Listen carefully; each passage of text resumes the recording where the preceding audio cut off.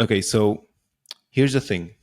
We cannot finish this interview, and we're not even halfway there, I think, before talking about what the people want to know.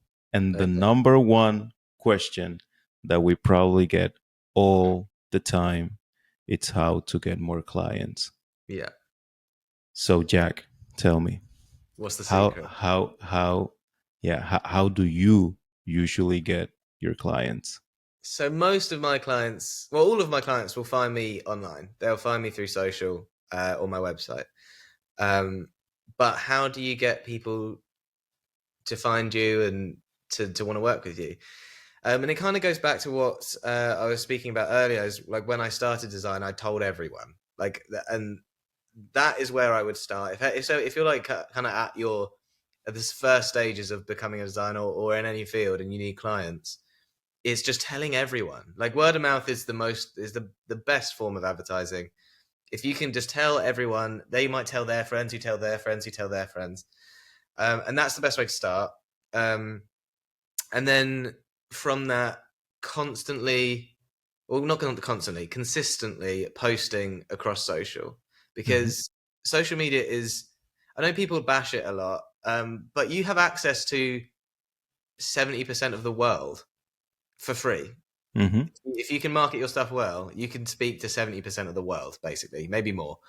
Um, so I know people like have a bad relationship with social media, but if you see it as a marketing tool, which is kind of what it is now, like Hmm. the owners of social media platforms, they buy and sell in attention. That's their Yeah. currency. So if you can you're trying to give them their currency. So if you can keep people on the app, you're doing their job for them. They're going to Hmm. then push your content to more people. Yeah. So just do what they tell you. If they bring out a new feature, try the new feature. Like when Reels came out, try Reels. Like those kind of things. Like do the things that the social media want you to do, and then that will broaden your reach, and you'll get in front of more eyeballs. And while considering you have been consistently posting really good work over this time, and you keep trying new things, and you keep posting, the net widens, you broaden your horizons, you reach more people, and the chances are that some of those are going to be people who want to give you money for the thing that you've done, for the thing that they've Hmm. seen. And then they will hit you up in the DMs, or they'll find you on a website, and then they will hopefully work with you. But it's a constant. No, I keep saying constant. It's not constant. It's a consistent effort. It Hmm. is a thing that you can't let slide. Like I have been posting at least 3 times a week for the last 2 years across social media, and like I'm if saying that sounds daunting, like all you have to do is post 3 times a week for 2 years. That's a lot of work to do. It's a lot of effort. Hmm. Um, and if you looked at like my social media, you might think that for that amount of effort, I would want to be higher up. I want to have more followers. I want to have more likes, comments, whatever. But at the end of the day, they don't pay the bills. What you want to do is get reach, Hmm. get more people who might give you money for your work. Yeah. So um, yeah, I think I just drift all over the place there. Now. It's fine. It's fine. And I think you answer it a little bit, but what kind of actionable steps can someone take Okay.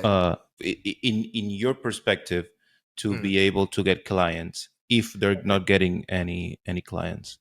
Got you. Well, definitely, like underneath every bit of advice that I would say, make sure you're posting work. Because Hmm. if you cold call someone, cold email someone, say you want to work with them, and then they go on your website, you've got no work, you're never going to get that sale.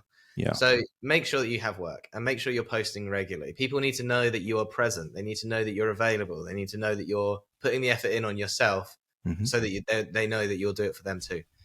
So make sure you're posting work is a given.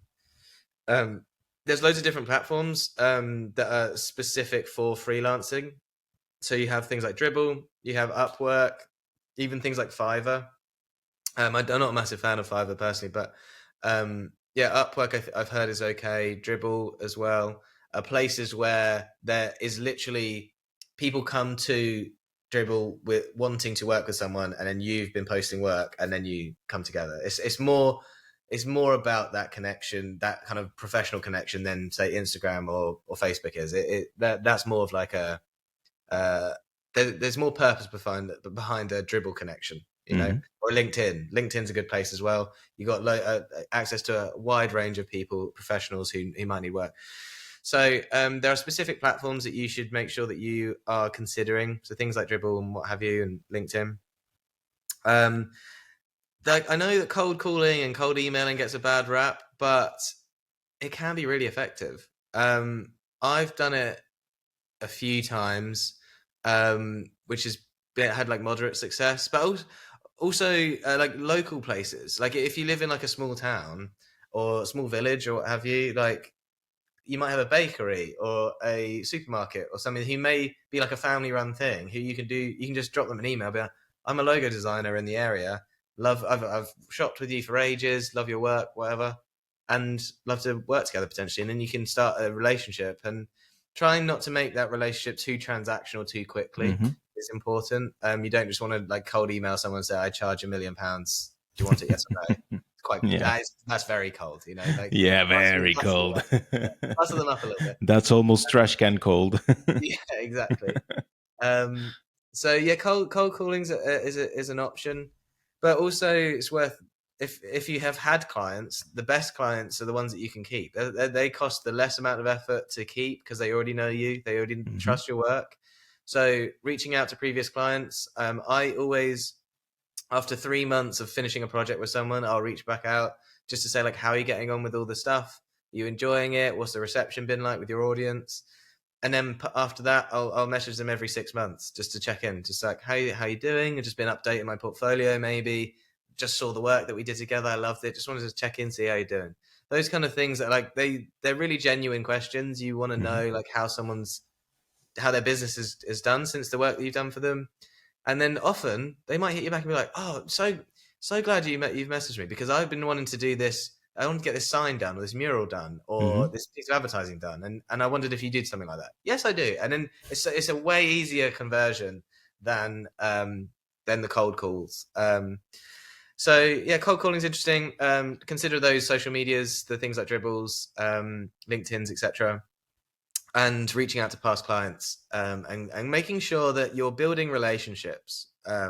Is something that I've focused on since I started. Was I don't just want to be known as someone who pumps out design work for a price. I don't want to be transactional. I want it to be like we're a team in this. Like that's part of the reason why I do presentations. Like I want to feel like a partner to your business and not just someone you've temporarily hired. Like I want to be a part of the process. I want to be part of your business, part of your brand. And if you just build relationships over time, like people are going to recommend you. Oh, another tip actually is for previous clients.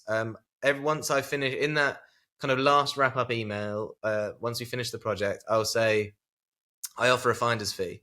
If you can put me in contact with someone who converts for me and we work together, I'm going to give you X percentage of that sale. And so they That's a good tactic. Yeah. Yeah, they kind of become they can almost work for you in a weird way because you're going to give them money for finding you leads. So they're kind of like this little lead generator for you. And because they've had a good experience with you, that conversation with someone else that they know is going to be so easy. As I said, going back to what I said earlier, word of mouth is the most powerful form of advertising. And if you can get someone to recommend you with glowing words and a glowing review, that's an easy sale. It's an easy sale. So hopefully there's a few points there that would be helpful to someone. ¿Qué está pasando, mi gente?